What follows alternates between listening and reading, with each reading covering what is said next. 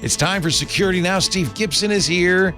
And yes, we are going to talk about one of the most interesting and in many ways scary security flaws on the internet. And I'm not talking about AT&T, although we'll talk about that as well. Steve's explanation of the XZ flaw. We will talk about AT&T. What's taking them so long in telling us what's going on? Clearly, there's a problem. There's also a lot more to talk about, including problems with NPM and PyPy, a great Spinrite success story in Steve's own household. That and a lot more. Oh, and also some scary numbers about how many people use ad blockers. That and a lot more coming up next on Security Now. Podcasts you love. From people you trust. This is TWiT. This is Security Now with Steve Gibson, episode 968, recorded Tuesday, April 2nd, 2024. A Cautionary Tale. It's time for Security Now. You wait all week for this. I know you do. It's a long 7 days, but yes, Tuesday is here again, and so is Steve Gibson, the man in charge of Security Now. Hi, Steve. Hello, Leo. Hello, it's great Steve. to be back. Hello, Newman. Hello, Gibson. Great to be back with you, as always. And you asked me right off the bat, are we going to be talking about XZ? And I said, of course. So, but I'm, and of course, this is what was discovered that actually, I was going to say almost got into the outside world, but actually it did. And there's had to be some rollback. But I titled today's podcast A Cautionary Tale because, we're seeing more problems like this as we're moving forward. You've been talking about supply chain attacks for ages, like PyPy and all of these libraries. And in fact, PyPy had a problem. NPM had a problem. Yeah. There's more pressure being turned up. So anyway, we have a great podcast today. We're going to look at a different reason why all Linux users need to update their systems if they haven't since February. What 73 million current and past AT&T customers all have in common. We're going to answer the question of what additional and welcome, though very different new features await Signal and Telegram users, which major IT supplier just left Russia early last week. What did Ghostery's ad blocking profile survey reveal about internet users? Whatever happened with that incognito mode lawsuit that was a class action suit that actually looks like it did more than generate money for the attorneys? What happened with that? And how are things going in the open source repository world? As I already, suggested, not well. And then after I share something kind of special that happened day before yesterday on Sunday involving my wife, Spinrite, and her laptop. And it's probably not what you think. We're going to take a look at another rather horrifying bullet that the internet dodged once again. But it begs the question, they're coming faster, and the dodge is like barely working. At some point, one might hit us. And what would that be like? It's an amazing story. I can't wait to hear you talk about it. And it really is completely serendipitous that we did dodge that bullet because it wasn't even a security researcher who discovered it. It's just mind-boggling how close we came on this one. And it's inevitable that it's not going to always be that way. Well, and Leo, had we not, and we'll get into this, of course, but the bullet that would have hit is serious. Yeah. I mean, it's like not like, if you tap your heels 3 times, and in some non-standard configs that almost no one has. This would have been. It would have slammed the world. Every bit of this story is a novel. I mean, it's just, there should be a movie about it because it's so mind-bogglingly wild. But anyway, I can't wait to hear you tell it. Maybe if you do it just right, we can option it out and make some money. Steve's coming up with many great security stories and of course, the picture of the week. But before we do that, I want to welcome a brand new sponsor to our airwaves. One big thing. Now, here's the dirty little secret that I think a lot of small and medium-sized businesses know. If you're a mid-sized, high-growth organization, your job pretty much entirely is to focus on your offerings, right? To serve your customers, to make your business go. You don't have the volume of work to keep a full-time privacy and AI team busy. And the dirty little secret is you probably can't even attract or afford the top talent. They're going to Microsoft, Google, so it's tough. Fortunately, there's a solution, and that's where One Big Think comes in. Privacy and AI compliance is here. This is, we're just going to be table stakes from now on. Regulations, though, are constantly changing around the world. Constant flux, new regulations developing daily. I just saw, in fact, a whole new AI accord signed by a couple of the big players this week. Organizations, you got to embrace concepts like privacy by design, transparency, purpose limitation, data minimization, data subject rights, all of these issues. And you can do that with One Big Think. With their services, organizations gain the capacity and the ability of a DPO, that's a data protection officer, and an AI expert, giving you all of the stuff you need at a fraction of the cost while maintaining independence requirements. It's kind of a win-win-win.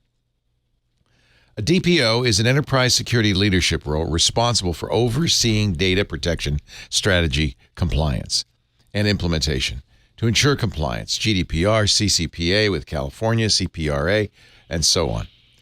Our DPO's data protection officer's role might include informing and advising the company and employees of their data protection obligations and compliance requirements, serving as the primary point between the company and relevant supervisory authorities, and a whole lot more.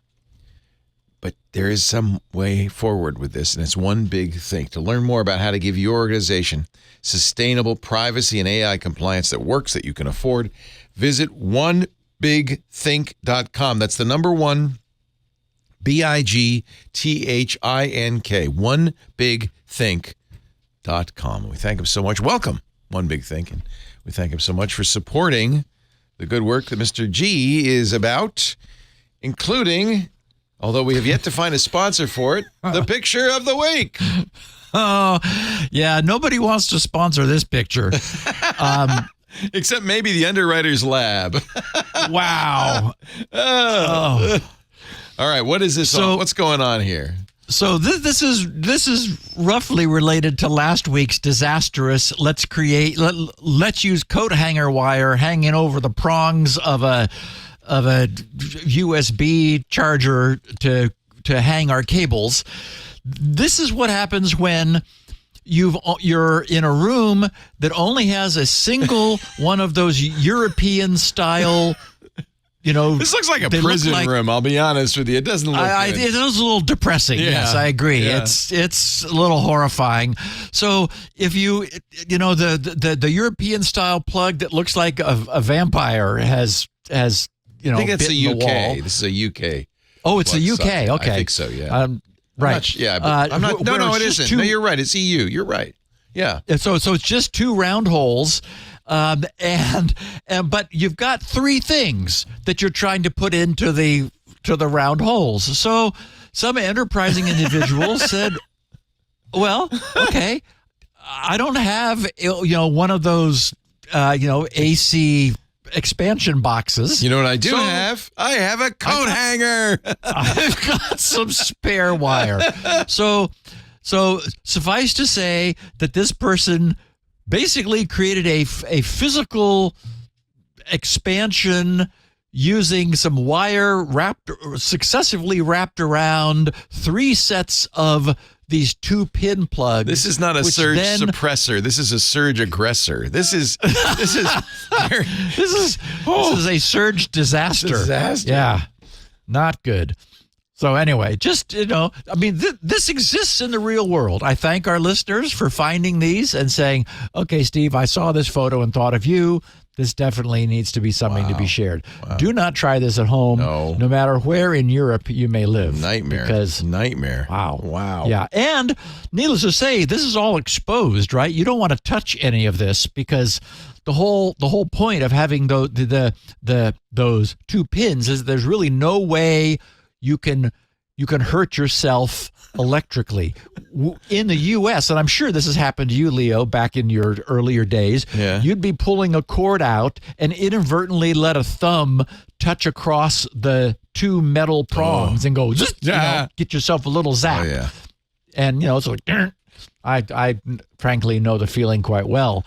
Somebody in our Discord is pointing out that, in fact, Chickenhead says, with great foresight, they've placed it very close to a metal bed frame.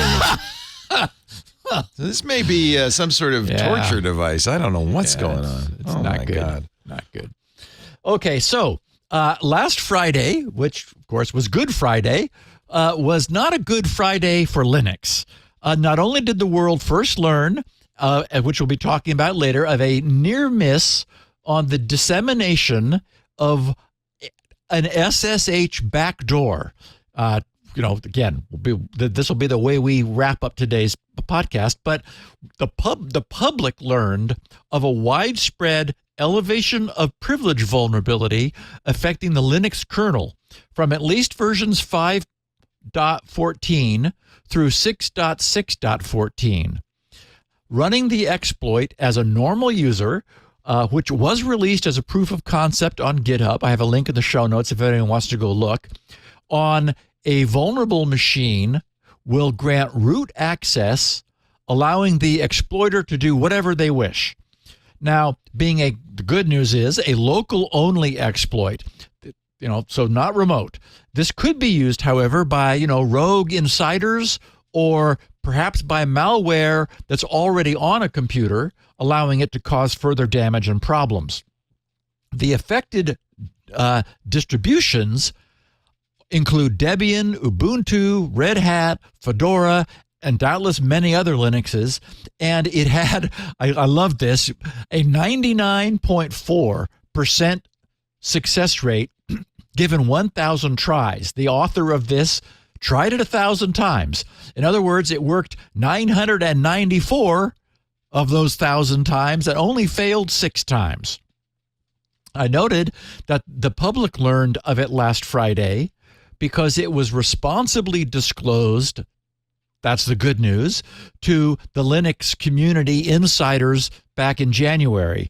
And then since the end of January, updates to this, which was given a CVSS of 7.8 flaw, have been rolling out. The fix was clear and simple, didn't take long to patch or test. It was very obvious once everyone saw it. It's like, ooh, yeah, that's not what we meant or we intended. So it's because the updated code had been available by last Friday for 2 months that its discoverer felt it was time. Enough time had gone by, and the updates had been pushed out for 2 months that he was able to disclose it all on GitHub along with a proof of concept. So, and boy, he has a super detailed description of what he found. Again, links to all that in the show notes. The takeaway for anyone using Linux who may not have updated since before February, meaning that their current build is probably still buggy, is that knowledge of this is now public and widespread. So if anyone untrusted might have or be able to gain access to any unpatched machines, it'd be a good time now to get them updated because, as I said, the word is out. TechCrunch has been on top of the news of a significant breach of very sensitive customer data from AT&T. The story begins 5 years ago, back in 2019, which TechCrunch first reported 10 days ago on the 22nd of March. They gave it the headline, and this is the first of 2 stories because then they updated their coverage. So this first report, they gave the headline, AT&T won't say how its customers' data spilled online. And in fact, that's still the case. but that's a little more difficult, as we'll see, for them to be denying it. So TechCrunch explained, they said 3 years after a hacker first teased an alleged massive theft of AT&T customer data, a breach seller this week, meaning 3 weeks ago, dumped the full data set online. It contains, and this is the real concern, the very personal information of 73 million AT&T customers. Including me, Yeah. I'm sure. Yeah. Yeah, and I was an AT&T customer back in the day. I had AT&T landlines until all they were ever getting was, robocalls. Yeah. And I thought, oh, come on, why am I paying for this anymore? So a new analysis of the fully leaked data set, which contains names, home addresses, phone numbers, social security numbers, and dates of birth. In other words, everything you need for identity theft, points to the data being authentic. Some AT&T customers have confirmed their leaked customer data is accurate, but AT&T still hasn't said how its customers' data spilled online. They're like, well, I don't know, so what? We don't know if it was us. The hacker, who first claimed in August of 2021, which was 2 years after he got the data, to have stolen millions of AT&T customers' data, only published a small sample of the leaked records online, hoping to use that as proof. But the sample was so small that it was a little difficult to verify it's authentic, that like a much larger breach was authentic. AT&T, the largest phone carrier in the U.S., said back in 2021 that the leaked data, quote, does not appear to have come from our systems, unquote, because we would like it not to appear that way. But AT&T chose not to speculate as to where the data had originated or whether it was valid. Now, Troy Hunt, who we know well, a security researcher and owner, TechCrunch wrote, of data breach notification site Have I Been Pwned, recently obtained a copy of the full leaked data set. Hunt concluded the leaked data was real by asking AT&T customers if their leaked records were accurate. In a blog post analyzing the data, Troy said that of the 73 million leaked records, the data contained 49 million unique email addresses, 44 million social security numbers, and customers' dates of birth. When reached for comment, AT&T spokesperson Stephen Stokes told TechCrunch in a statement, quote, once again, we have no indications of a compromise of our systems. Everything's working great here, folks. Very angering. That's just awful. Yeah. He said, we determined in 2021 that the information offered on this online forum did not appear to have come from our systems. So still just head buried in the sand. He said, this appears to be the same data set that has been recycled several times on this forum, meaning this is nothing new. We'd prefer to, close this statement now. The AT&T spokesperson, they said, did not respond to follow-up emails by TechCrunch asking if the alleged customer data was valid or where its customers' data came from. So basically, again, just head in the sand. As Troy Hunt notes, they wrote, the source of the breach remains inconclusive, and it's not clear if AT&T even knows where the data came from. Hunt said it's plausible that the data originated either from AT&T or a third-party processor they use, or from another entity altogether that's entirely unrelated. Again, we just don't know, and they're not saying. TechCrunch said what is clear is that even 3 years later, we're still no closer to solving this mystery breach, nor can AT&T say how its customers' data ended up online. Investigating data breaches and leaks takes time, but by now, they wrote in their conclusion of the first posting, AT&T should be able to provide a better explanation as to why millions of its customers' data is indeed online for all to see. Okay, so that was 10 days ago. In follow-up reporting just last Saturday, under their headline, AT&T resets account passcodes after millions of customer records leak online.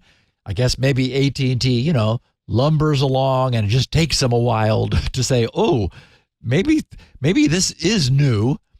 TechCrunch explains. They said, TechCrunch has exclusively learned that phone giant AT&T has reset millions of customer account passcodes after a huge cache of data containing AT&T customer records was dumped online earlier this month.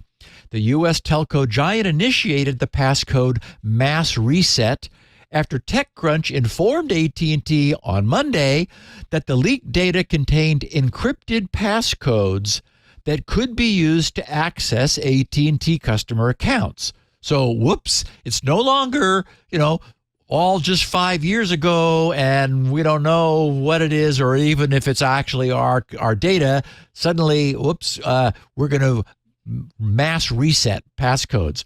A security researcher who analyzed the leaked data told TechCrunch that the encrypted account passcodes are easy to decipher. Now, that's not quite correct technically. I'll explain what happened in here in a second. TechCrunch alerted AT&T to the security researchers' findings. In a statement provided Saturday, AT&T said, quote, AT&T has launched a robust investigation. Right, not a moment too soon. Supported by internal and external cybersecurity experts. Oh, they have their own internal experts. Based on our preliminary analysis, the data set appears to be from 2019 or earlier, impacting approximately 7.6 million current AT&T account holders and approximately 65.4 million former account holders. Count me among the former category because I left AT&T. The statement also said, quote, AT&T does not have evidence of unauthorized access to its systems resulting in exfiltration of the data set. Yeah, 5 years ago, right. TechCrunch withheld the publication of this story until AT&T could begin resetting customer account passcodes. AT&T also has a post on what customers could do to keep their accounts secure. AT&T customer account passcodes are typically 4-digit numbers that are used as an additional layer of security when accessing a customer's account, right, such as calling AT&T customer service in retail stores and online. We've told people to avoid SIM swapping. Set a PIN with your carrier. Yep. That's the PIN, right? Yep, exactly. And I know that when I did have occasion to call AT&T, they would say, "What's your PIN?" Right. And I would tell them what it was, and it was indeed 4 digits. So, and that was not optional. There was like 4. That was all you could do. So this, writes TechCrunch, is the first time AT&T has acknowledged that the leaked data belongs to its customers some 3 years after a hacker claimed the theft of 73 million AT&T customer records, which now has been, even AT&T said, yep, we're not happy with that number, but, we have to tell the truth when we're confronted with no choice. The AT&T had denied a breach of its systems, and actually they're still saying, we don't know how it got out there, but it does look like it's ours. On Saturday, they said it is not yet known whether the data in those fields originated, wow, they're still denying it, from AT&T or one of its vendors. And now, security researcher Sam Crowley told TechCrunch that each record in the leaked data also contains the AT&T customer's account passcode in an encrypted format. Crowley double-checked his findings by looking up records in the leaked data against AT&T account passcodes known only to him. Crowley said it was not necessary to crack the encryption cipher to unscramble the passcode data. Why? We're going to see here in a second. He took all of the encrypted passcodes from the 73 million data set and removed every duplicate, the result amounted to, get this, 10,000 unique encrypted values. In other words, starting at 0000 and finishing at 9999. That's 10,000. So they're encrypted, but after he sorted all 73 million of them and removed duplicates, what do you think he got? Well, he got encrypted representations of every passcode from 0000 to 9999. Okay, so in other words, AT&T, we now know, used a fixed cipher with no salt to encrypt the entire data set, and the encryption never changed. Every encryption maps one-to-one to some 4-digit passcode. This means that there's no mystery here. TechCrunch wrote, according to Crowley, the insufficient randomness of the encrypted data means it's possible to guess the customer's 4-digit account passcode based on surrounding information in the leaked data set.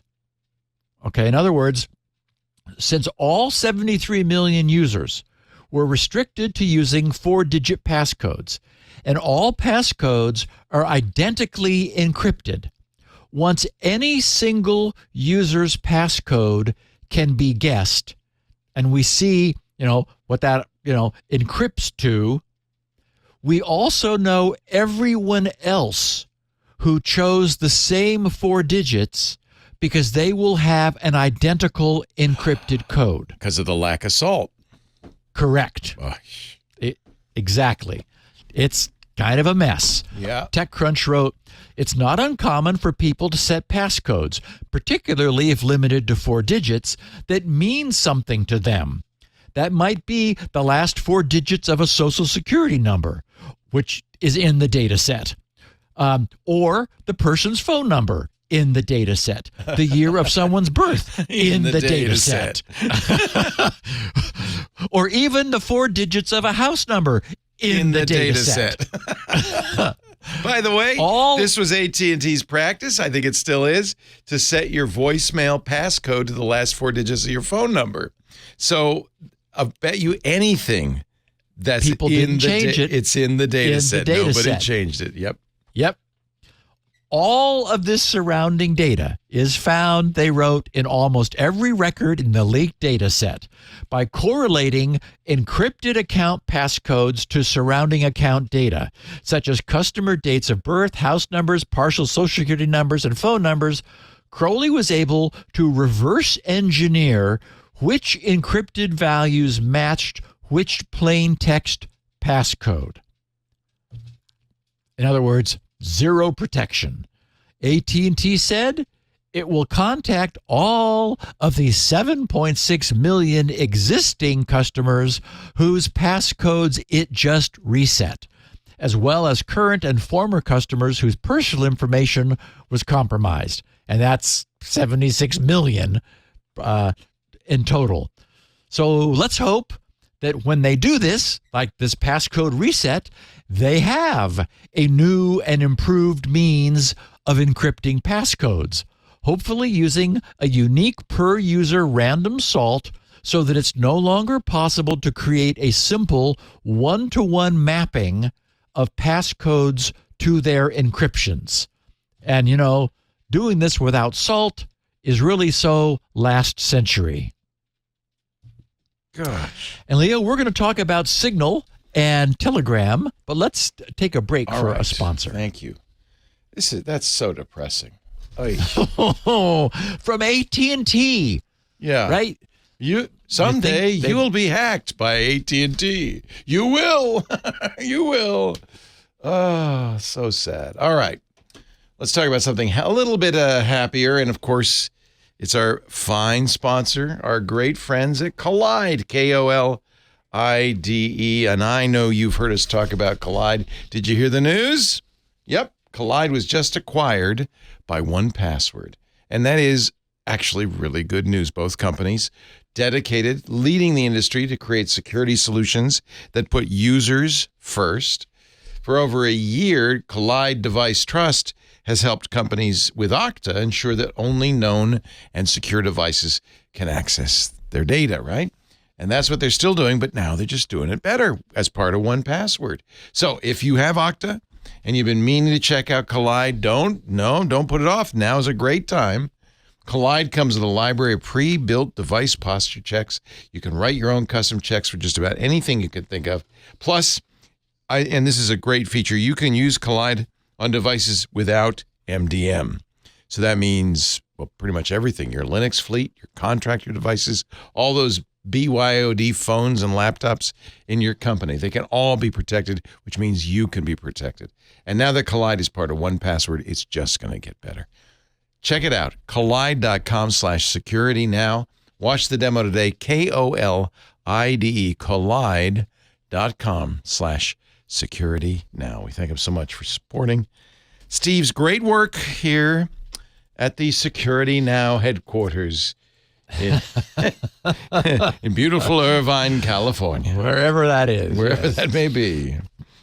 So, I haven't and really don't have much need for cross-platform secure messaging. iMessage does everything I need. But as I mentioned a few years ago, the talented PHP programmer Rasmus Vind, who's a listener of ours, when he's the guy who helped integrate Squirrel into the Zenforo web forums that GRC uses. And by the way, I'm so happy with that choice. If anyone is looking for forum software, I'm could not be more pleased with the decision I made many years ago.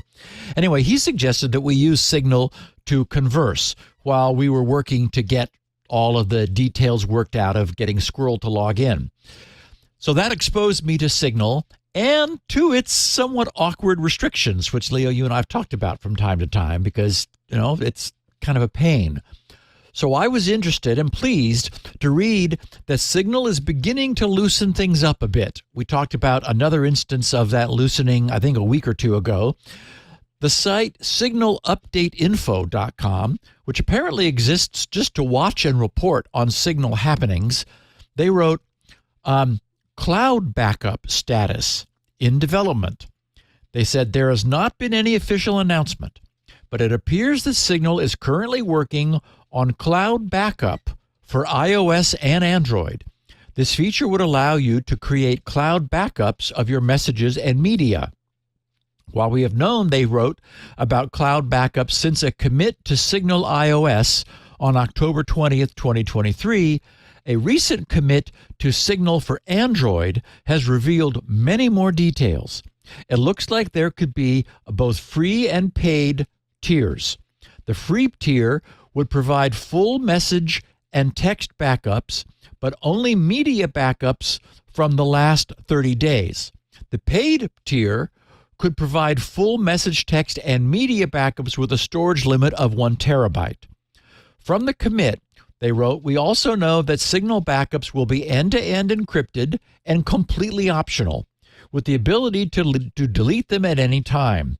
Cloud backups could significantly improve usability on all platforms by preventing complete data loss in the event that you lose your phone or encounter some other issue. And apparently it also suggests that there would be a means for migrating content between devices, which would really be a nice boost in usability. So, bravo for Signal. I don't know if they're feeling competitive pressure, if they're feeling like, there's like their own users are saying, why can't I do X, Y, or Z? And they're saying, well, yeah, okay, that's probably a good point. We need to make this better. On the Telegram side,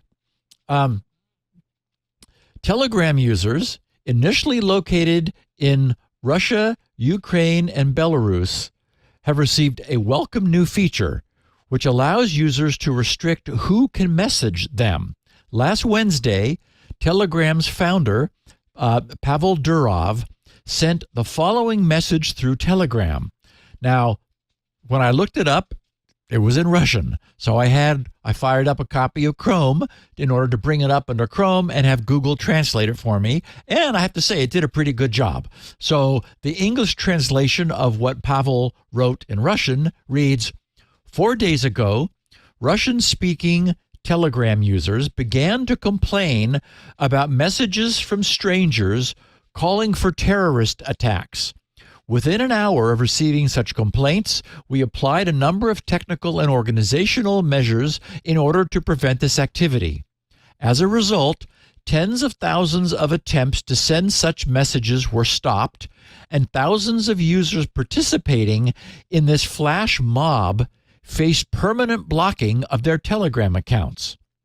From the beginning of next week, and he wrote this last week, so this week, all users from Russia, Ukraine, and Belarus will be able to limit the circle of those who can send them private messages.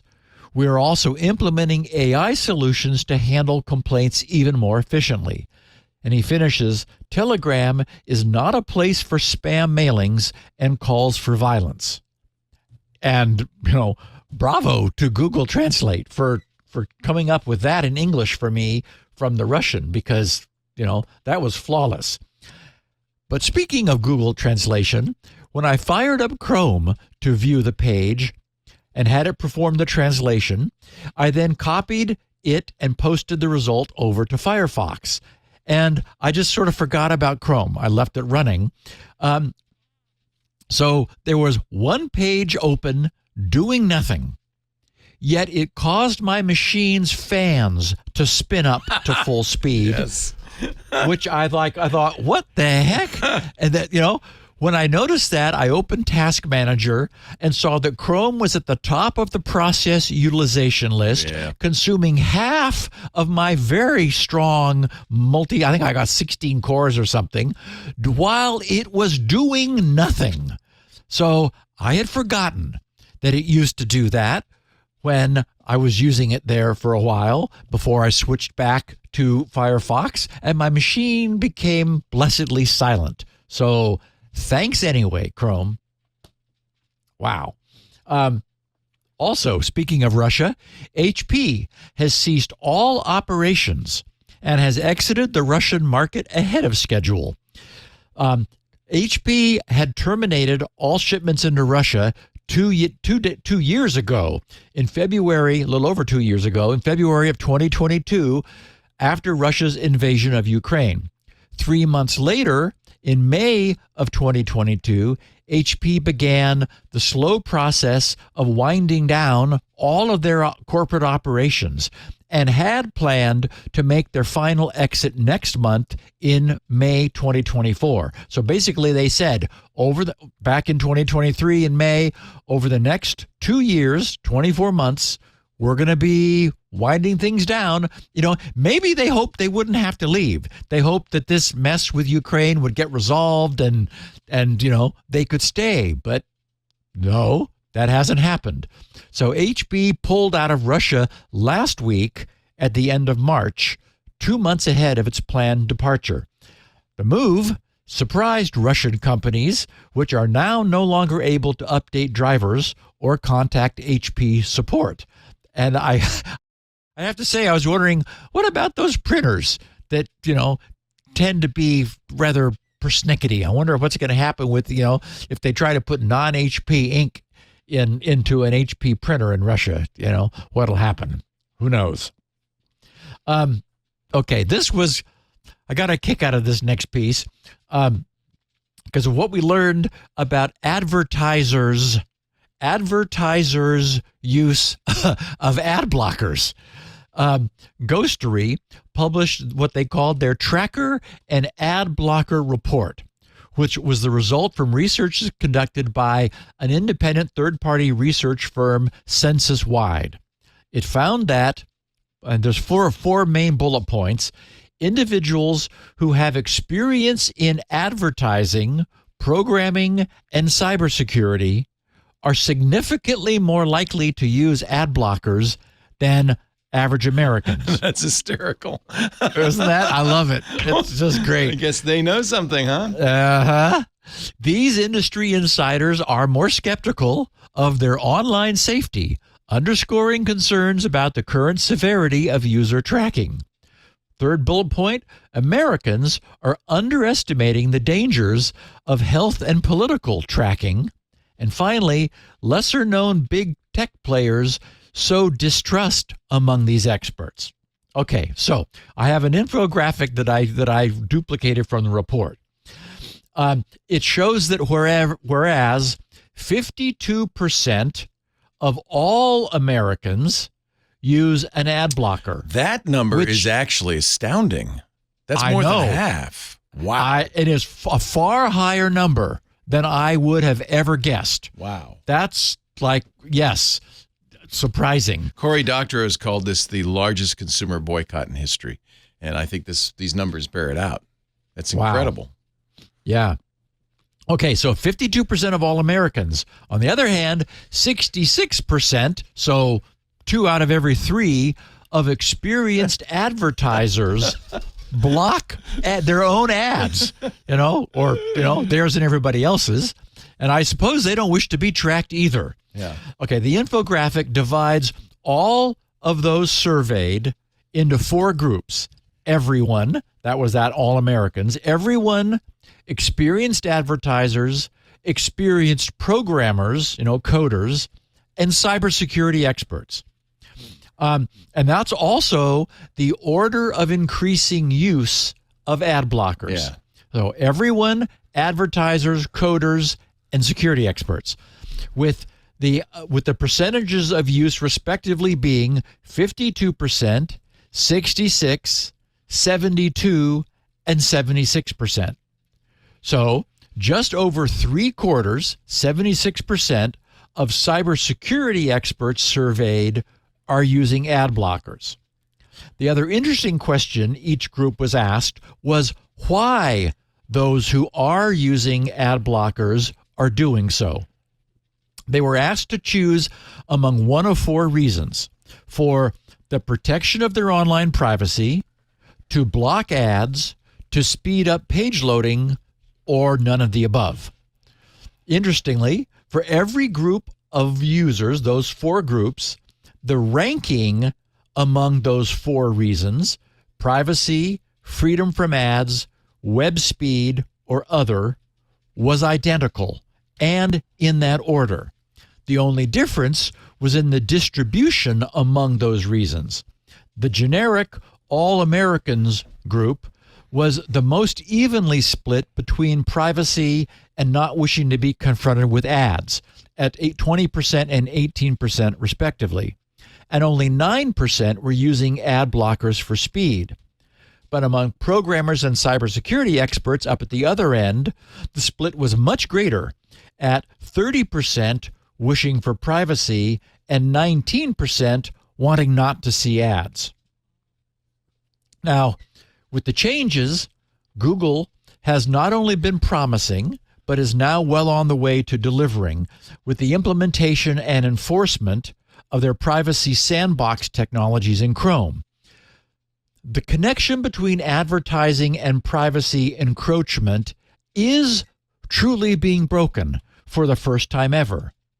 But it's a significant change that we can expect the recognition of to take quite some time to spread. And I would argue probably much more time than we even expect. I've heard some of our listeners who simply don't believe it. They don't really care about the technology behind it. For them, it's just blah, blah, blah, blah, blah. Even if they understand it, they're just, they're so jaded that they cannot conceive of a world where we are not implicitly paying for the web by relinquishing our personal information. On my side, I believe in technology that I understand. And thanks to this podcast, which forced me to invest in acquiring an understanding of it so that I could share that understanding, I get what Google has wrought. It is good, it is right, and it makes sense. If it was me doing this, like me doing Squirrel, it wouldn't matter how good it was. But it's not me, it's Google, and it's Chrome. and that means it's going to matter. It's just going to take a long time. I mean, a long time for the rest of the world to catch up. And, that's not a bad thing either, right? Inertia creates stability, and that's also good.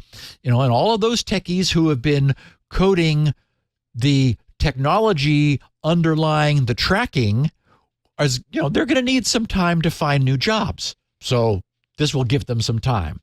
As I noted recently, it's the presence of advertising that's financing the web, and that shows no sign of changing. Advertisers appear to be willing to pay double when they know that their ads are being well targeted, and double can easily make the difference between a website being financially viable and not. But as the statistics which Ghostery collected showed, everyone knows that the way advertising initially evolved has not been privacy friendly. So we've needed a long-term solution for giving advertisers the ad targeting that they're willing to pay for while not trading away our personal information and privacy.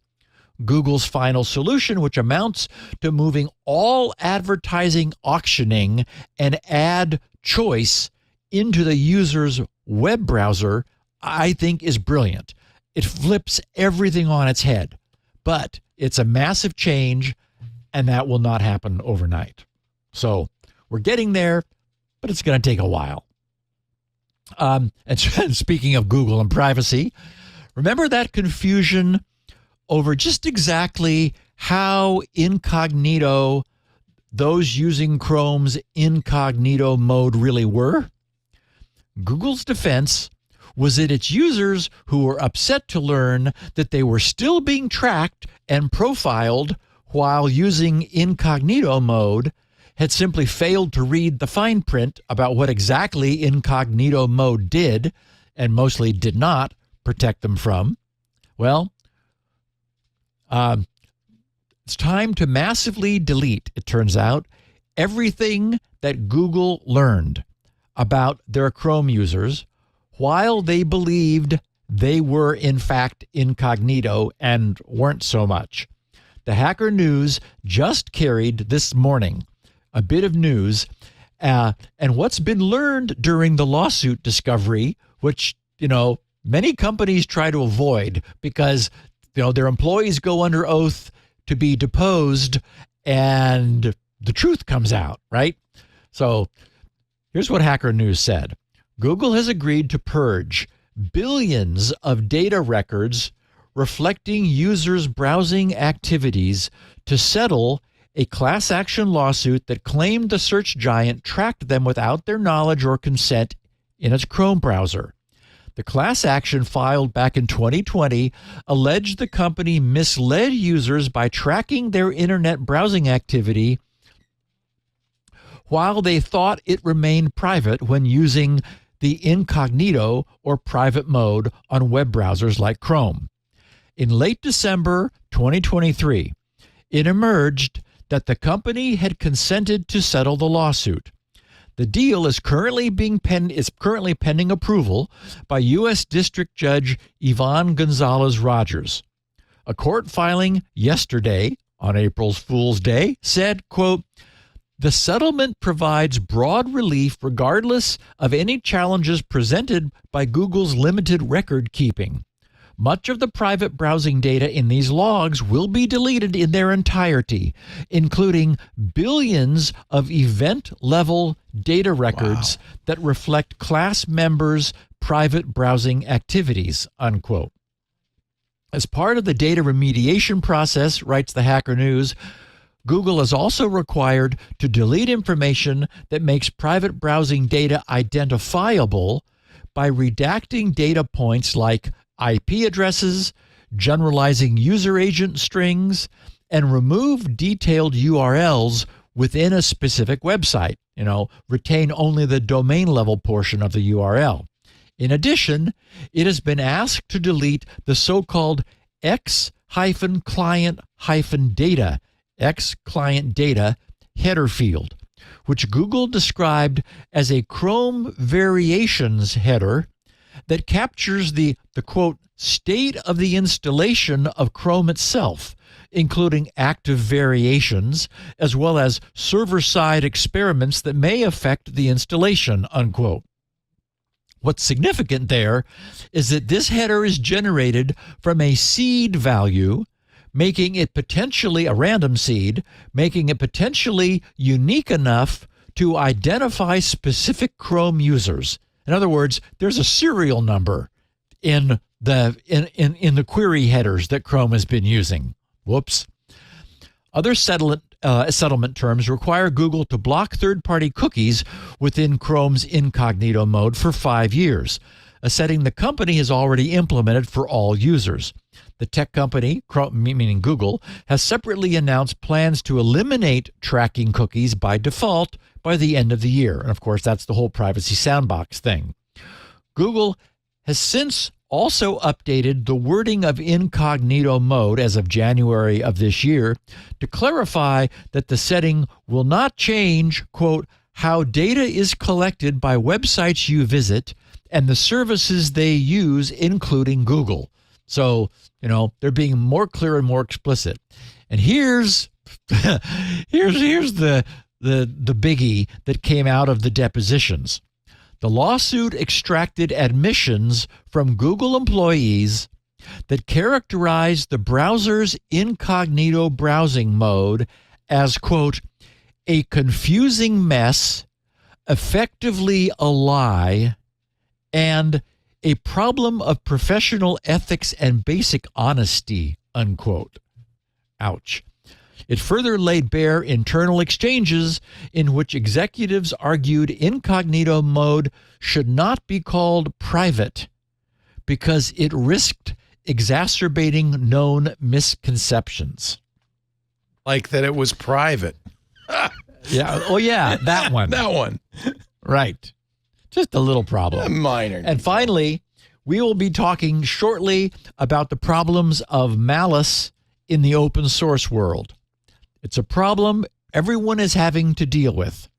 The NPM repository discovered 8 new malicious packages last week, and PyPy was again forced to disable new user account creation and package uploads after being hit by a malware submission wave. Hundreds, right? And there was a ton of them. Yes. And Ubuntu's caretaker, Canonical, has just switched to manual reviews for all apps submitted to the Ubuntu OS App Store. They needed to do this after multiple publishers attempted to upload malicious crypto wallet applications to the store over the past couple of weeks. The problem focused enough upon crypto wallets that they plan to create a separate app submission policy for cryptocurrency wallets going forward. So, yes, it's kind of a mess out there. It's bad. These people are bad. And, Leo, I want to share with everybody something that happened on Sunday, but let's do one more sponsor break. Yes. And then I will do that. Gladly. We'd like to tell our sponsors we're grateful that they're here. And in this case, it's one that's been with us for many years, and I know you know the name, Melissa. Melissa is the data quality expert. Melissa's helped over 10,000 businesses worldwide harness accurate data with their industry-leading solutions, processing over 1 trillion addresses, emails, names, and phone records. I mean, they are so good. In fact, G-True in its 2022 grid report has once again recognized Melissa as leaders in data quality and address verification. And because Melissa cares about your bottom line, they offer free trials, they offer sample codes, flexible pricing with an ROI guarantee. You get unlimited technical support to customers, and there are customers all over the world. And here's some good news about security and privacy. Melissa is a FedRAMP authorized address data resource. That means you've got the highest level of security for your customer data. Of course, GDPR and CCPA compliant as well. It meets SOC 2 and HIPAA high trust standards for information security management. Your data is safe with Melissa. Now you can also improve your e-commerce operations with Melissa. They're an Esri partner, which means Melissa's cloud-based tools standardize, validate, verify, and enhance data on which top business operations rely, ensuring address data is seamlessly location optimized. And you can try it yourself for free. Don't forget to download the free Melissa Lookups apps. They're on Google Play and the App Store. There's no sign-up required. Just search for Lookups in your App Store. Get started today with 1,000 records cleaned for free. Melissa.com/twit. That's Melissa.com/twit. Steve, we have one more ad break to do. I know we're getting to the fabulous story of XZ, but I want to hear what you did for Lori the other day. Okay, so day before yesterday, my wonderful wife, Lori, had her first experience of what Spinrite can mean for long-term solid-state storage management and maintenance. It meant a lot to me, so I wanted to share it with our listeners. Sunday morning, she set up a Dell laptop to take a Q. That's what we call a QEEG, which is short for quantitative electroencephalogram. Wow. This is the first phase for delivering EEG biofeedback therapy to her clients.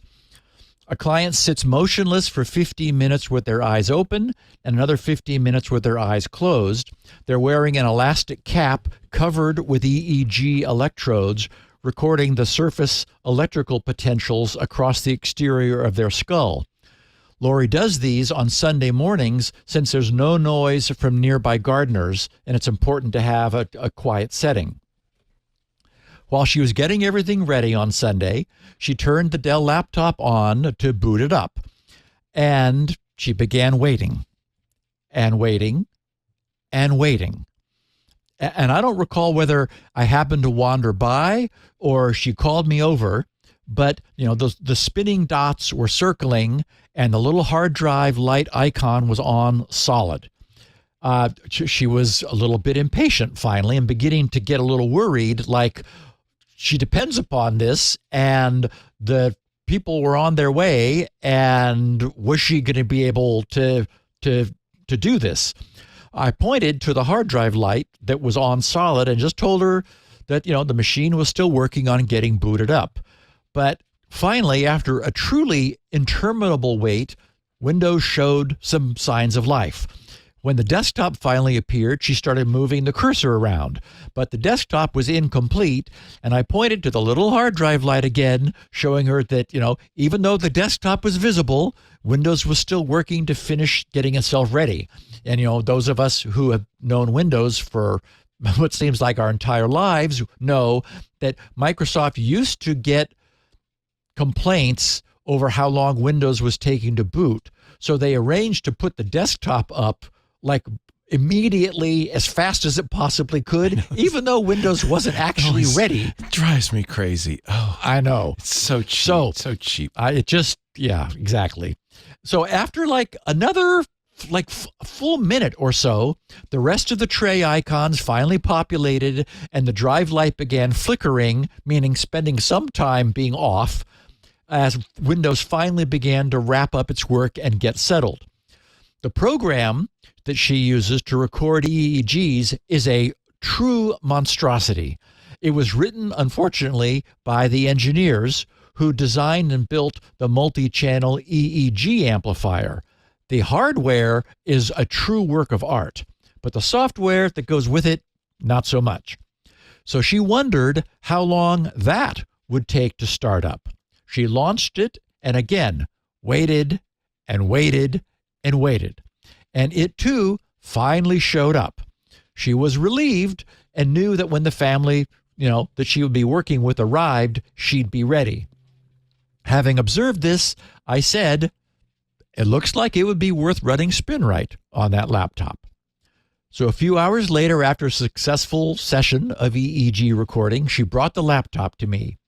I plugged it in, booted into Spinrite, and set it going on level 3. to perform a full rewrite refresh of the drive. And I had to push past 6.1's new warning screen, reminding me that I was going to be rewriting mass storage media that preferred being written to being read, or being read to being written. So I did that and started Spinrite running on Lori's EEG recording laptop.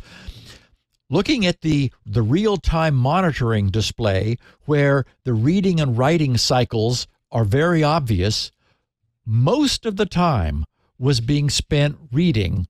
And once a 16 megabyte block had been successfully read, rewriting it was just a flicker on the screen. It has a series of bars. Reading is the top bar. The final rewrite is the bottom bar. And so there were little bursts of rapidly alternating reading and writing, but most of the very long pauses were just, it's the SSD sitting there trying to read its own media. This was a 256 gig SSD, and I had looked, about 89 gigs of that were in use. And I noticed that by the time Spinrite was about halfway through, the reading and writing phases were flickering back and forth almost without interruption, with occasional pauses during writing while the SSD buffered, flushed, and rearranged its data. So by that point, I knew that we were through with the region that mattered. I interrupted Spinrite, removed the little USB boot drive, and rebooted. And the difference was truly astonishing. Windows booted right up and was ready in maybe like 15 seconds or so. So I shut it down, moved it back to where the rest of her EEG equipment was that she'd been using earlier. Before we left the house for Easter dinner, I told her that Spinrite had finished with her machine and invited her to sit down and boot it up. Needless to say, she was astonished by the difference. She then launched the EEG recording software, and it too started almost immediately. So, she's put up with me for the past 3.5 years, working every day and weekends and nearly every evening without a break or vacation. She's taken a few trips to visit friends while I've stayed home to work. And she's let me because she knows it's what I've wanted to do more than anything else. But for this to work, for this work I've done to have made that much difference in the performance and operation of a machine she depends upon, well, it was a gratifying moment. And, yes, honey, your husband's not insane after all. You earned your keep, Steve. You got another 10 years. Good job.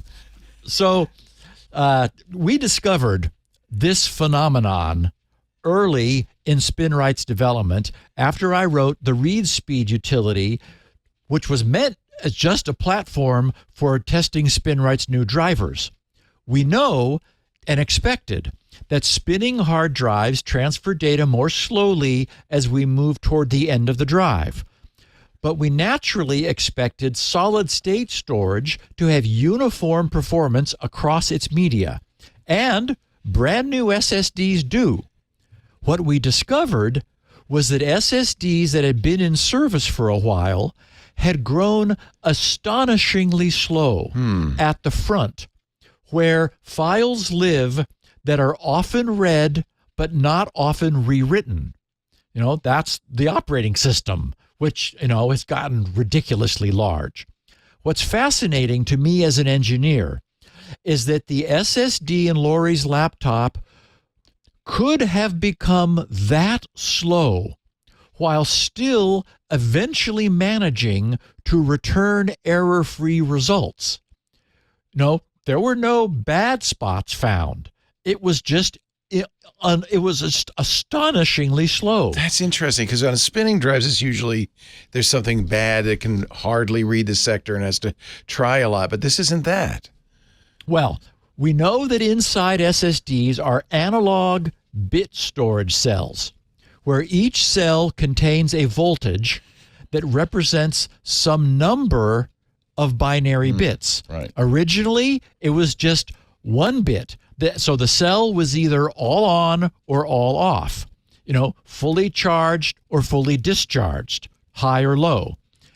There's always pressure to achieve higher density, but the cells were already tiny. So designers decided to store 4 voltages per cell instead of only 2 voltages. Since 4 voltages could be used to represent 2 binary bits instead of just 1, that allowed them to instantly double the storage density for the entire system. Same number of cells, just store 2 bits per cell. But why stop there? 8 voltages could store 3 bits, and 16 voltages, God help us, could be used to store 4. Well, there's a well-known problem with SSDs known as read disturb, where reading from a block of cells subtly disturbs the storage of neighboring cells. We're witnessing that as time passes, SSDs gradually require more and more time to perform error correction, or error correction is being used across a greater and greater portion to fulfill a request. And it may also be that an SSD's error correction is not a fast thing to do, since it's assumed not to be needed often.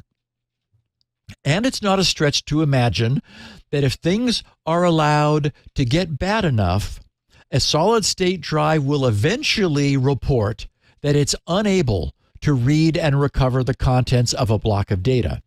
This is why preventative maintenance makes just as much sense, it turns out, for solid-state media as it always has for spinning platter drives. This was not something that anyone really understood and appreciated until we began working on Spinrite 6.1.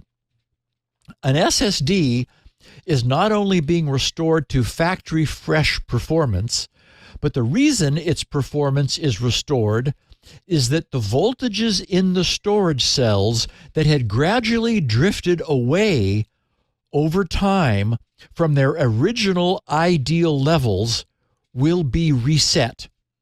That means no more extensive and slow error correction, much faster performance as a result, and presumably restored reliability. So anyway, as I said, it meant a lot to me that Lori was able to finally see what I've been up to for the past 3.5 years and experience some of the benefit, firsthand. Did she look at you and go, "Oh, it really works"? She was astonished. It's funny too, because she said, she immediately said, "Oh, we should have taken a before video." Yes. So we would have and then she said, "Is there any way to put it back?" Oh, and I said, "No, honey. It's like we'll have to just wait a few years for it to slow down again." Yeah. And then, So every year or so, you should do this just to refresh. I think so. Yeah. I mean, people, we've had people say, like, who are using MacBook Airs that, like, it was, I'm sure it was faster when it was new. Yeah. Yeah, it turns out, yes, it actually has. It's not, we know with an SSD, it's not fragmentation because they're solid state. It turns out it's actually the SSD itself is spending more and more time doing error correction as the sectors are becoming softer. The actual bits are softening, and a rewrite is what they need. So what's exciting is that 6.1 works, but it's a bit of a blunt instrument. I mean, it's all we have now. What I'm excited about is that 7 will be able to find the individual slow spots and surgically, that would be nice, selectively rewrite them. Yeah. And this is not trim, though. This is not everybody in the chat room saying, "Oh, this must be trim." No, this is separate from trim. Nothing to do with trim. Yeah. It's just voltage fluctuation and error correction. Yeah. That makes a lot of sense, actually. Yeah.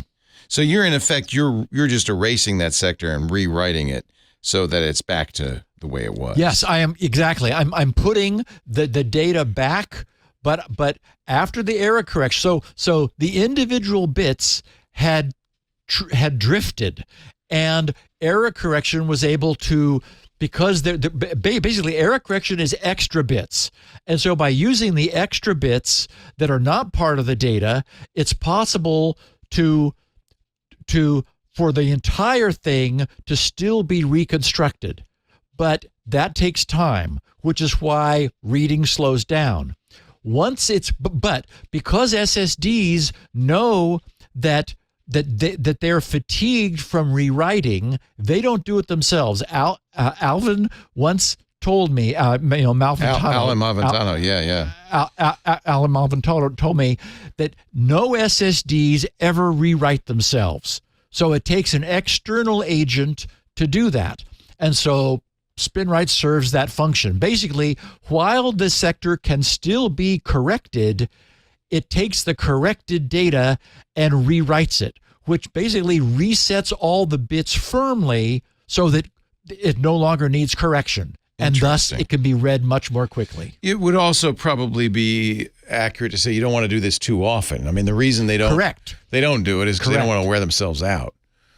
On the other hand, you look at the number of rewrites that SSDs are able to nowadays. It's hundreds of thousands. Yeah. So one a year is not making a big difference. Would that be your recommendation? Maybe once a year, or when you see it slowing down, I guess. Yep. Well, as soon as you get this working for the Mac, let me know. Because it's true. These MacBooks tend to slow down over time. Yep. Well, and the one that will work on the Mac will be the UEFI based, because Apple's earlier ones would boot on Macs, on older Macs. So people who have Macs from 2008 are able to run Spinrite on them. It runs on older Macs, but not on new ones. Because Apple went pure UEFI. And it will not run on ARM-based Macs, probably ever. Oh. So, yeah. Well, that pretty much eliminates everything that's been sold in the last couple of years. It is a PC-based maintenance tool. Yeah, it's Intel. Yeah. Because you write in x86 ASM. There really is. Yes, I am. It's not a high-level language we're talking here. So, should we do our last break? Yeah. And then, okay. Let's do the last break because I'm very excited. I want to hear more about it. I knew you would cover this. And as I said, this is a movie, baby. I can't wait to hear about XZ. Yeah. But first, let's talk about Vanta. Vanta is your single platform for continuously monitoring your controls, reporting on your security posture, streamlining your audit readiness. Managing the requirements for modern security programs is getting more and more challenging and more time-consuming, which is why you'll be glad to have Vanta. Vanta gives you one place you can centralize and scale your security program. Vanta quickly assesses risk, streamlines security reviews, and automates compliance for SOC 2, ISO 27001, and more. You can leverage Vanta's market-leading trust management platform to unify risk management and secure the trust of your customers. Plus, use Vanta AI to save time when completing security questionnaires. Let it fill it out for you. G2 loves Vanta year after year. And by the way, some really good reviews there, like this one from a CEO. I'll say it in a CEO voice. Vanta guided us through a process that we had no experience with before.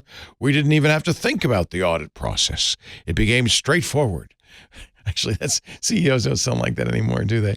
And we got SOC 2 Type 2 compliant in just a few weeks. How about that? Help your business scale and thrive with Vanta. To learn more, watch Vanta's on-demand demo at vanta.com/security now. That's VANTA.com/security now. Thank you, Vanta, for supporting Steve and his great work, and I've been looking forward all week, ever since this XZ vulnerability surfaced, to hear your telling, because it's a story with so many layers. So interesting. Oh, I got to turn your microphone on, otherwise we won't hear it. Go ahead. And it's got some cool technology too. Yes, it does. So the runner-up title for today's podcast, which I settled on a cautionary tale, was A Close Call for Linux, because it was only due to some very small mistakes made by an otherwise very clever malicious developer that the scheme was discovered. What was discovered was that by employing a diabolically circuitous route, the system SSH daemon, which is to say the SSH incoming connection accepting server for Linux, would have had a secret and invisible backdoor installed in it that would have then allowed someone, anyone, anywhere, using a specific RSA public key to authenticate and log in to any Linux system on the planet and also provide their own code for it to run. So to say that this would have been huge hardly does it justice. Okay, now, to be clear, unlike last week's coverage, I mean, again, I want to put this in the proper context. Unlike last week's coverage of the GoFetch vulnerability, where Apple was informed 107 days before the public disclosure by a team of responsible researchers, in this case, someone actually created this extremely complex and very well hidden backdoor, and had it not been discovered by chance, due to some small errors made by this malefactor, it would have happened. This would have happened. The Linux distros would have been updated, some actually were, and refreshed, and they would have gradually moved out into the world to eventually become widespread. And this code was so well and cleverly hidden that it might have remained unseen for months or years. Fortunately, we'll never know. I imagine it would have been eventually discovered, but who knows what damage might have been done before then. And imagine the frenzied panic that would have ensued when it was discovered that all builds of Linux with publicly exposed SSH services contained a remotely accessible keyed backdoor. Well, that's a podcast I would have liked to deliver, but fortunately, we dodged this one. So I went with the title, A Cautionary Tale, because the bigger takeaway lesson here should not be this specific instance, which I'll describe in further detail in a minute. It should be that there's nothing about this that's necessarily a one-off. This is the threat and the dark side of a massive community of developers working collectively and largely anonymously. There's no question that by far, nearly every developer is well-meaning. I'm certain that's the case. But the asymmetry of the struggle for security, where we must get every single thing right every time to be secure, and only one mistake needs to be made once to introduce an insecurity, means that unfortunately, the good guys will always be fighting an uphill battle. What has just been discovered present in Linux demonstrates that the same asymmetric principle applies to large-scale software development, where just one bad seed, just one sufficiently clever malicious developer can have an outsized effect upon the security of everything else. Okay, now I'm going to give everyone the TLDR first, because this is just so cool and so diabolically clever. How do you go about hiding malicious code in a highly scrutinized open source environment which worships code in its source form so that no one can see what you've done? You focus your efforts upon a compression library project. Compression library projects contain test files, which are used to verify the still proper behavior of recently modified and recompiled source code. These compression test files are and are expected to be opaque binary blobs. So you very cleverly arrange to place your malicious binary code into one of the supposedly compressed compression test files for that library. where no one would ever think to look. Again, one of the points here that I didn't put into the show notes is, unfortunately, once something has seen to have been done, people who wouldn't have had this idea originally, wouldn't have the original idea, they're like, oh, that's interesting. I wonder what mischief I can get up to. So we may be seeing more of this in the future. In their reporting of this, Ars Technica interviewed Will Dorman, who we've referred to before in the past. He's a senior vulnerability analyst at the security firm Allegiance, Analygence, Allegiance. Will noted that because the backdoor was discovered before the malicious versions of XZUtils were added to production versions of Linux, he said, quote, "It's not really affecting anyone in the real world. But," in all caps, "that's only because it was discovered early due to bad actor sloppiness. Had it not been discovered, it would have been catastrophic to the world," unquote. Okay, so all of this erupted last Friday, on Good Friday, with a posting to the OSS security list by the Microsoftie who stumbled upon this, Andreas Frund, F-R-E-U-N-D. As a consequence of this being a huge deal, security firms and developers all plowed into and reverse engineered all of the available evidence.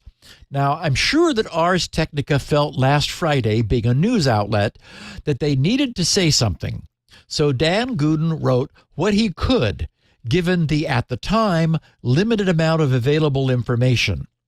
But then, late Sunday morning, Dan published a second piece that did a far better job of pulling this entire escapade together and characterizing what's known, as well as some of the intriguing backstory. And actually, Kevin Beaumont, who posts on Mastodon now from his Gossie the Dog profile, also had something really great that I'll share. Anyway, I've edited I've edited from Dan's second posting. So here's what we know thanks to Ars Technica and Dan's update. He wrote on Friday, a lone Microsoft developer rocked the world when he revealed a backdoor had been intentionally planted in XZUtils, an open source data compression library available on almost all installations of Linux and other Unix-like operating systems. The person or people behind this project likely spent years on it. They were likely very close to seeing the backdoor update merged into Debian and Red Hat, the two biggest distributions of Linux, when an eagle-eyed software developer spotted something fishy. Software and crypto engineer Filippo Valsorda said of the effort, which came frightfully close to succeeding, quote, "This might be the best executed supply chain attack we've seen described in the open, and it's a nightmare scenario. Malicious, competent, authorized, upstream, in a widely used library," unquote. Dan writes, XZUtils is nearly ubiquitous in Linux. It provides lossless data compression on virtually all Unix-like operating systems, including Linux. XZUtils provides critical functions for compressing and decompressing data during all kinds of operations. XZUtils also supports the legacy LZMA format, making this component even more crucial. So what happened?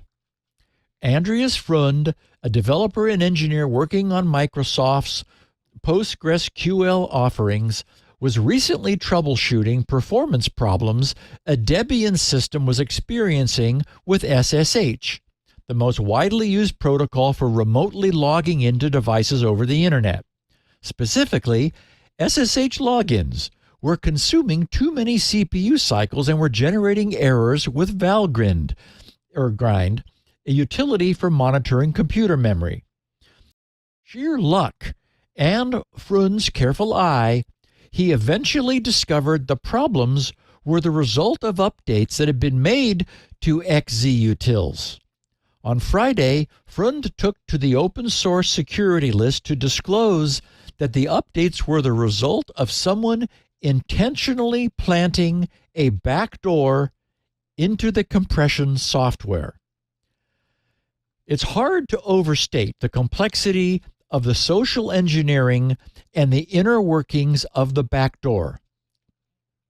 Thomas Rocha, a researcher at Microsoft, published a graphic on Mastodon that helps visualize the sprawling extent of the nearly successful endeavor to spread a backdoor with a reach that would have dwarfed the SolarWinds event of 2020.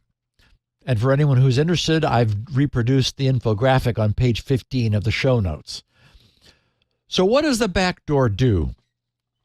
Malicious code added to xzutils versions 5.6.0 and 5.6.1 modified the way the software functions.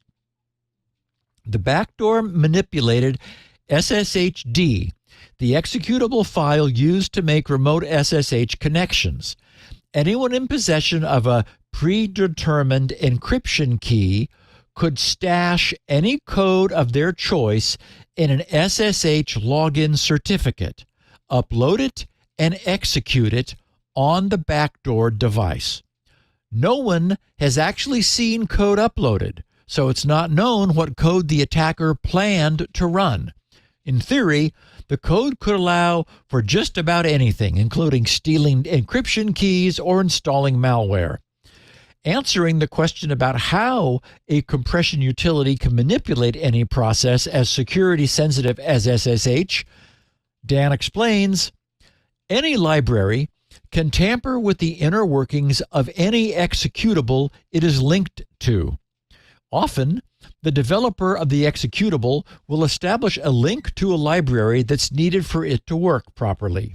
OpenSSH, the most popular SSHD implementation, does not link the lib-LZMA library, but Debian and many other Linux distributions add a patch to link SSHD to systemd, a program that loads a variety of services during the system boot up. And systemd, in turn, links to lib-LZMA, and this allows xzutils to exert control over SSHD. Okay, and then, of course, everyone wants to know how all this happened. Dan writes, and this should give everyone some chills, and we'll get more into this with what Kevin wrote. Dan said, it would appear that this backdoor was years in the making. In 2021, someone with the username JIAT75, and I'll just refer to them as G, made their first known commit to an open source project. In retrospect, the change to the libarchive project is suspicious because it replaced the safe_fprint function with a variant that has long been recognized as less secure. No one noticed at the time.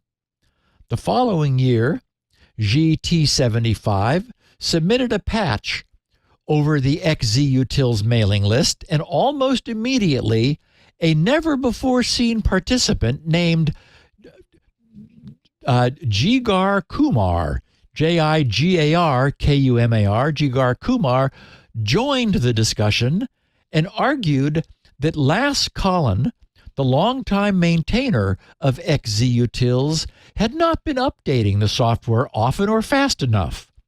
Kumar, with the support of Dennis Enns, also never before seen and never since, and several other people who had never had a presence on the list and were never seen again, pressured Lars Collin to bring on an additional developer to maintain the project.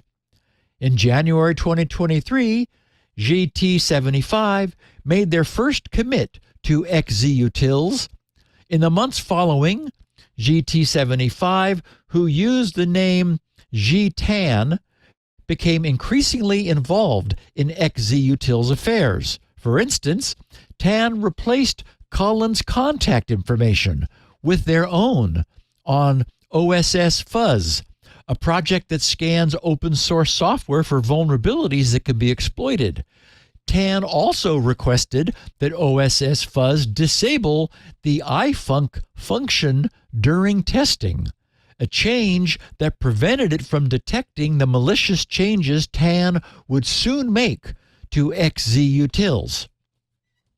Okay, now I'll just note that sort of request is not unusual in itself. It's a bit like a website using the robots.txt file to keep spiders out of places where they might cause some damage to the site or get themselves hopelessly lost and tangled up. It's possible that aggressive random fuzzing, which is hoping to detect unknown problems, might inadvertently trigger a known deliberate problem and behavior. So asking for fuzzing exceptions is not inherently suspicious. In this case, the perpetrator did have an ulterior motive, as it turned out. So Dan finishes, in February of this year, TAN issued commits for versions 5.6.0 and 5.6.1 of XZUtils. The updates implemented the backdoor. In the following weeks, TAN or others appealed to developers of Ubuntu, Red Hat, and Debian to merge the updates into their OSs. Eventually, according to security firm Tenable, one of the two updates, both of which had the backdoors, made their way into Fedora Rawhide, Fedora 41, the Debian testing, unstable and experimental distros, versions 5.5.1 alpha 0.1 to 5.6.1-1. OpenSUSE, both Tumbleweed and OpenSUSE Micro OS, and Kali Linux. So it was well on the way to going into wide distribution.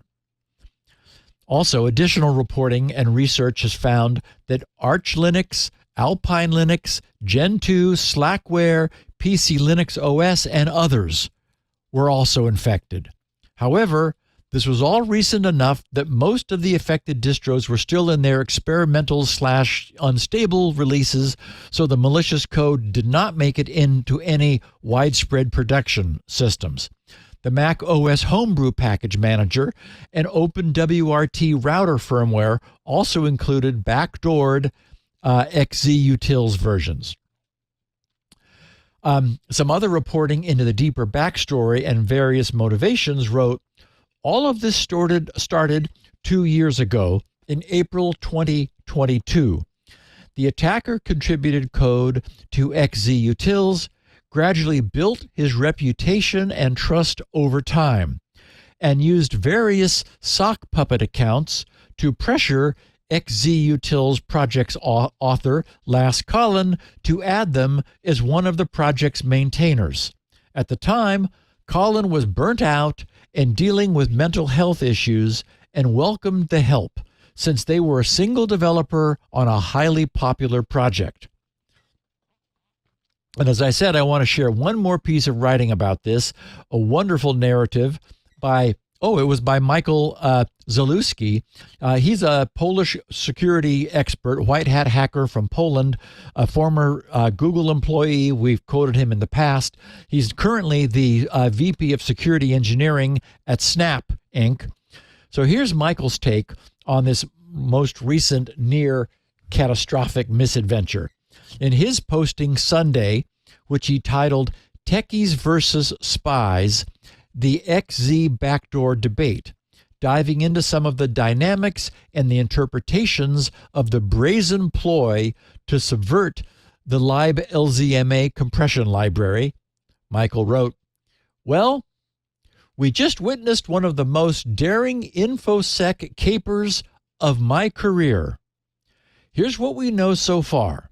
Some time ago, an unknown party evidently noticed that libLZMA, aka XZ, a relatively obscure open source compression library, was a dependency of OpenSSH, a security critical remote admin tool used to manage millions of servers around the world.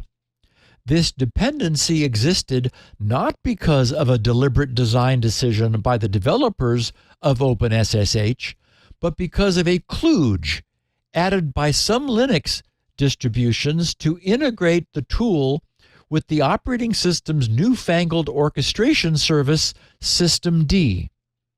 Equipped with this knowledge about XZ, the aforementioned party probably invented the persona Jitan, a developer with no prior online footprint, who materialized out of the blue in October of 2021 and started making helpful contributions to the library.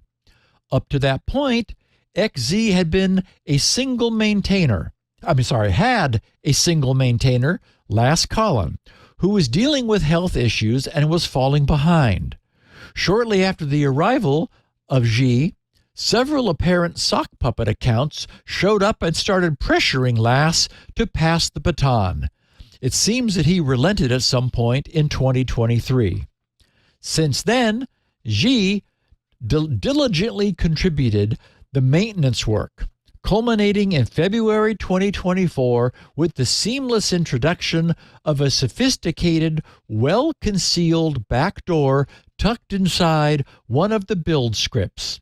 Full analysis of the payload is still pending, but it appears to have targeted the pre-authentication crypto functions of OpenSSH. It's probably safe to assume that it added master key functionality to let the attackers access all affected servers at will.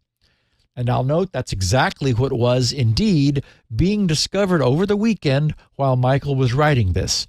The exploit provides for remote code execution with root privileges.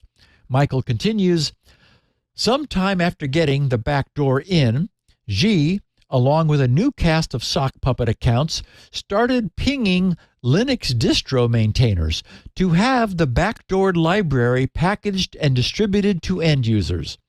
Linux distro maintainers, to end users. The scheme worked until Andreas Frund, a PostgreSQL developer in the employ of Microsoft, reportedly decided to investigate some unexpected SSH latencies caused by a minor bug in the backdoor code. And this entire exploit, if, he says, this entire exploit timeline is correct, it's not the modus operandi of a hobbyist. In today's world, if you have the technical chops and the patience to pull this off, you can easily land a job that would set you for life without risking any prison time. It's true that we also have some brilliant folks with sociopathic tendencies and poor impulse control, but almost by definition, such black hat groups seek instant gratification and don't plan major heists years in advance. In other words, all signs point to this being a professional for-pay operation, and it wouldn't be surprising if it was paid for by a state actor. So, as we might imagine, this has really shaken the entire the entire Linux open source community, because everyone understands just how close these malicious modifications came to being incorporated into all mainstream Linux distributions and then filtering out into the world.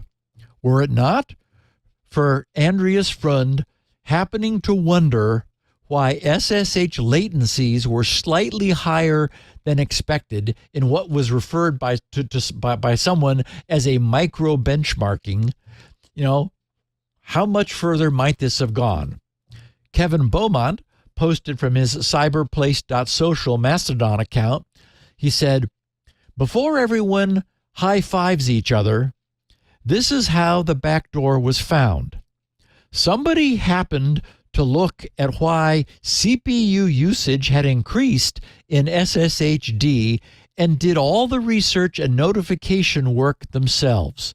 By this point, the backdoor had been there for a month unnoticed."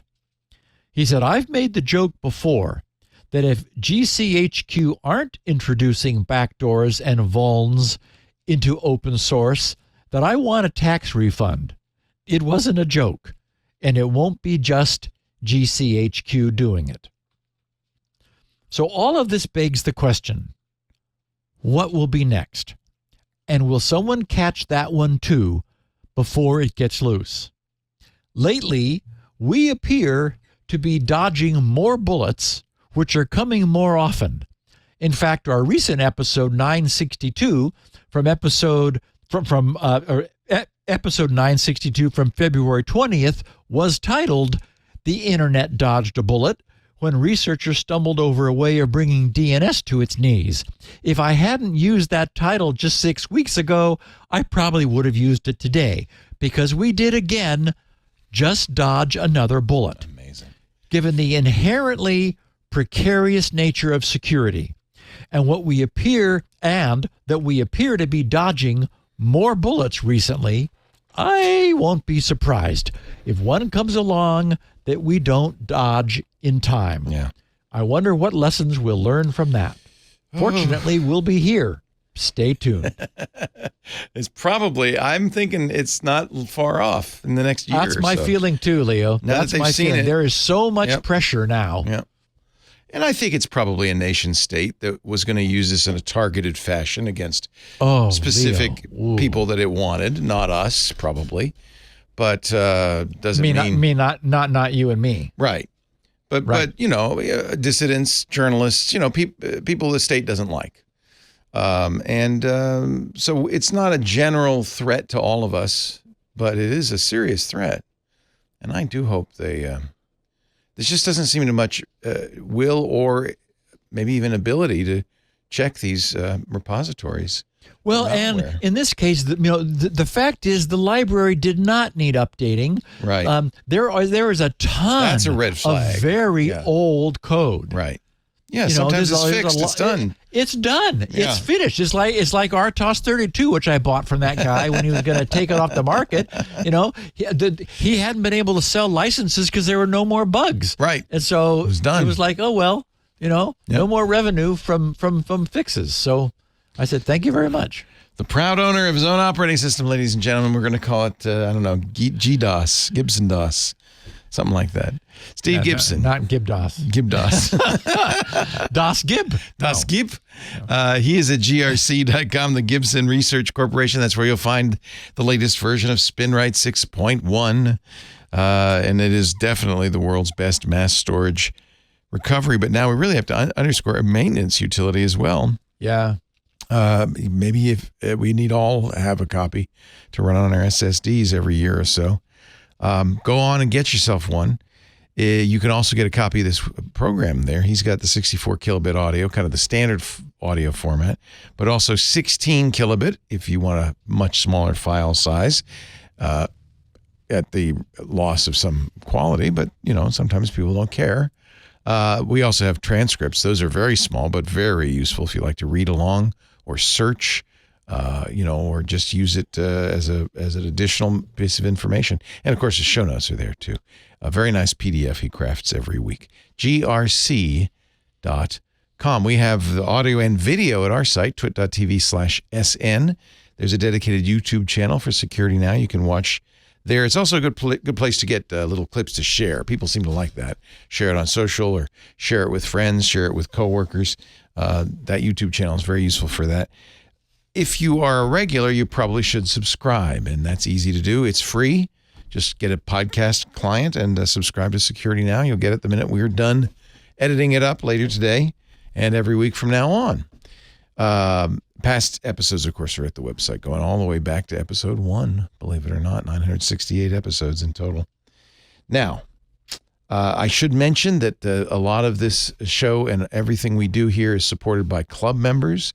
Yep, like most podcasts, we have a club. It's, I think, pretty affordable given the number of shows, the amount of content you get, $7 a month, ad-free versions of all the shows. You get access to the Discord. You get a lot of additional benefits. And you keep this thing going because it is getting harder and harder to do that. 52% of our audience, probably more, runs ad blockers, right? More than this audience. We're at probably the high 90%, right? So, ads aren't working anymore. And it's getting harder and harder for us to sell them. We get less and less money for it. It's expensive to do what we do. We want to keep doing it. So please join the club and help us out. We really appreciate it. There are family memberships as well as individual memberships. There are corporate memberships. And of course, if you say, it's worth more than $7 a month for 4 episodes of Security Now to me, you can give more. You can increase that amount. We're not a non-profit, so you can't deduct it on your taxes, but you certainly can get that warm feeling inside knowing you're helping us out. We appreciate it. twit.tv/club. TWiT. We do this show on Tuesdays right after MacBreak Weekly. That's about 1:30 Pacific, 4:30 Eastern, 20:30 UTC. You can watch us do it live. We stream on YouTube. That's open to all, youtube.com/TWiT. Of course, club members get to watch in the Discord too. Thank you, Steve. Have a wonderful week. Enjoy the gentleman. And we'll see you next week on Security Now. Thanks, buddy. Bye-bye. See you next week. Security.